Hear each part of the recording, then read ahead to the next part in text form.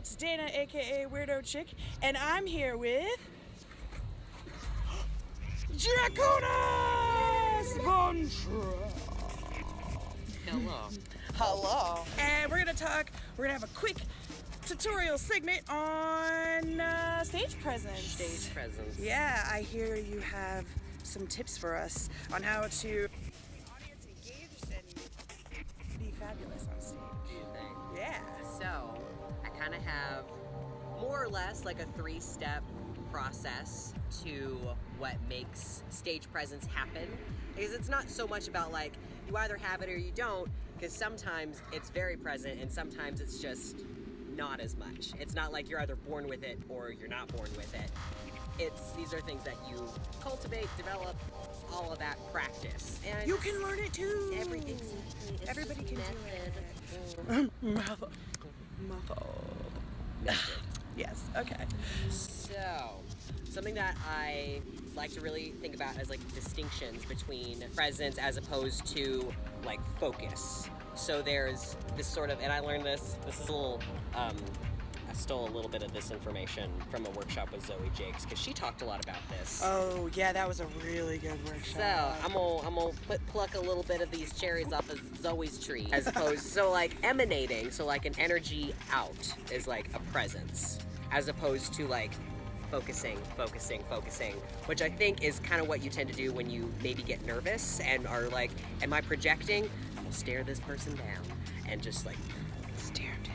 exactly. Well, and you know, sometimes you want to do that if that's like your aesthetic, if you're like Right. trying to like. You can go back and forth between focus and presence. I like to stare people down sometimes, especially when they're in the front row and they're on their phone. They look up and I'm like, oh, just kidding. Go back to what I was doing. So, emanating as opposed to laser focus. So, there is a difference. Keep in mind what it is your How do you goal like to is. practice that? Kind of imagine, like I do like a breathing exercise before I go on stage. It's real short, where I kind of imagine I got this like little ball of energy that as you inhale and exhale, your little energy ball expands, contracts, expands, contracts. So I'm thinking of like covering the stage or like the audience, however big your venue is. I'm just imagining like I'm filling up the space and then I'm bringing it back in. And then I'm bringing it up, make it a little bit bigger. And then bringing it back in until you can extend it and like you can't expand your ribs anymore and you gotta cinch back in those ribby dippies, bring it all back in. So that's how I like to exercise, how I like to imagine emanating. The ratings redhead brigade. Guest artist! Surprise, Ansa. Awesome! This is the reason why we're here together and can do these amazing things! I don't know what You I'm might want to say again. Come on I'm in. like a midwife for awesomeness. We're talking about Draconis' 3 steps of easy way to get into stage presence. Oh, Yeah, I want to know. yeah. Join us Stay with your tuned. beautiful face. Stay tuned for more. So the first way was Oh, I was distinguishing between presence and focus. okay. So energy out versus energy beam is kind of how I like to think about it. Nice. Snap. So, and then that was my little exercise as far as like bringing it back in, opening up, bringing it back in. That's just more of like a mental imagery kind of exercise for covering, filling up the space. Yeah. Because sometimes you've got an auditorium and sometimes you've got a tiny bar. And either way, you want to fill up the space. And sometimes it's a lot harder when you have this huge, gorgeous stage and you're just this one little person Yeah. and trying to fill it.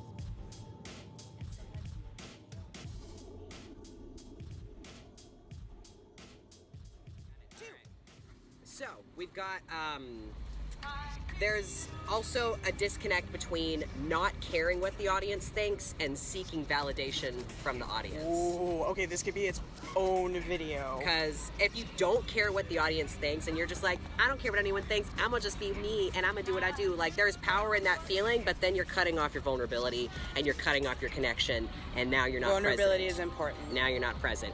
And then there's also the, I'm doing it purely for validation from the audience, which also cuts off connection and you're also not vulnerable because now you're using your vulnerability as a tool as opposed to it enriching you Yeah. and like making that connection. Now it's bankrupt.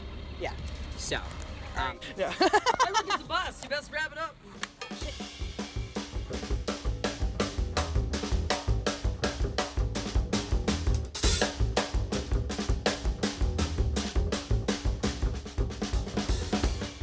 Experienced some stage presence of our own. yes. We have one more tip for you. All right. So my very last method, my very last tip, I guess, would be that success with your communication with your audience and with your relationship with your audience is not dependent on perfection. So the pressure to be perfect and to perform exactly the way you want to is pretty useless because you're never going to. So putting all of that pressure on yourself and being like, gotta not fuck this up, that's not gonna make that connection happen. Giving yourself permission ahead of time to like forgive yourself as like whatever happens happens, you gotta leave it on the stage regardless of whether you killed it in, you know, your opinion, or whether you feel like you flopped. Either way, having that sense of regardless of what happens, it's okay. I forgive myself, the good and the bad, and preparation before you go on. Perfection's not necessary. Be able to forgive yourself and learn from whatever feelings you get after the performance. Second guest artist, Carmel Clavin. Surprise cameo. We just talked about stage presence. Oh. Draconis presence. Presence. I love getting presents. Same. Stage presents. All right, Stage great. presence. The 3 points that we went over were being present, Yes. filling the room and being present. The second one was Vulnerability. Vulnerability. That's a big one. Exercising vulnerability. Yeah. And the third one, Forgiveness. forgiveness. Oh, of whom? Of yourself. Yeah. Letting off the pressure of being perfect. Yeah. Good. These are great presents. These are like 3 wise men level. Okay. This is Well, the third frankincense. wise man, do you have any For stage any presents? bonus tips? I don't have any. I don't have like a systematic explanation of stage presents. I would say What do you like to do to encourage stage presence? stage presence is mostly important because you have to be there for the audience and not for yourself. That's the biggest reason for me. It makes such a difference. It's so clear when a performer is not there for the person they are performing for, and it's not fair. It's not fair to the audience. It's not fair to the show, and that's driven by ego and not by connection. I think stage presence is about connection. That's its deepest underlying piece. So, externalizing versus internalizing for your own pleasure on stage? How dirty am I allowed to be on this? It's my channel, I don't care. To explain the difference between internal and external is more like masturbation and intercourse. Masturbation is what you can do for yourself, and you can do it anywhere in the privacy of your own whatever.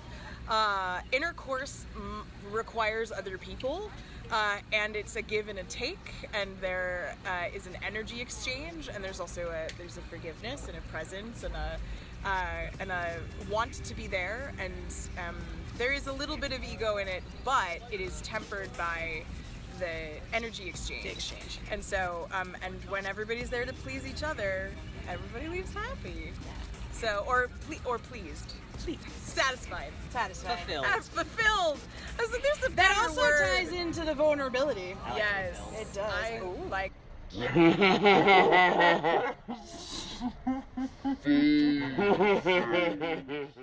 Fulfilled. Well, thank you so much, Carmel Clavin, who is an entertainer and specializes in... Give us a list. Cabaret, street spectacle, vaudeville, belly dance, fire performance, all the sorts of things that make you go, ooh, and yeah. She also produces a festival. The Shenandoah Fringe Festival. It's a 2-day festival on a Sunday and a Monday in April in Stanton, Virginia. And has a YouTube channel that promotes the acts and gives you a little sneak peek during the year. That's so subscribe. Sneaky peeky. Yes, and I have Patreon.